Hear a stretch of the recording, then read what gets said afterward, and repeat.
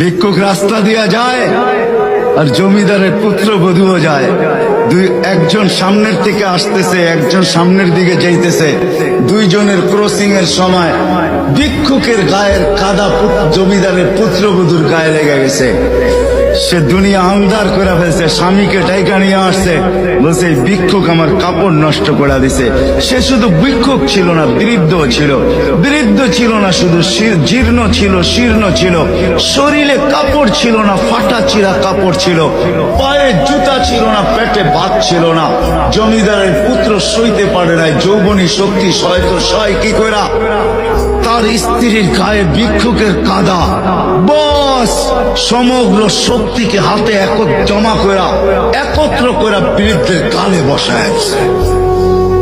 বৃদ্ধ কিচ্ছু বলে নাই, শুধু উপরের দিকে তাকায় দুই তিনটা শব্দ উচ্চারণ করছেন। শব্দগুলা হলো ইয়া মাল্লাহ তারা হলো ওয়ুন, ও আল্লাহ চোখে দেখা যায় না।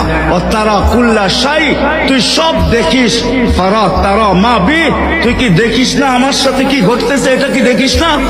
বলতে দেরি যুবক, মরতে দেরি হয় না। জমিদার চলে আসে, প্রতিশোধ নিবে। বৃদ্ধের একদিকে মুস্কি হাসি, একদিকে বলতেছে প্রেমের খেলা এমনই হয়। জিজ্ঞাসা করছে কিসের প্রেমের খেলা রে? বলছে ওর প্রেমিকার গায়ে আমার কাদা লাগছে, পায়ের কাদা লাগছে, ও সইতে পারে নাই।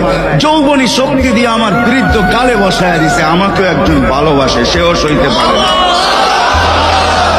সেও সইতে পারে না, ও তো থাপ্পড় দিয়া খেলতো, সে জান নিয়ে নিছে, জান।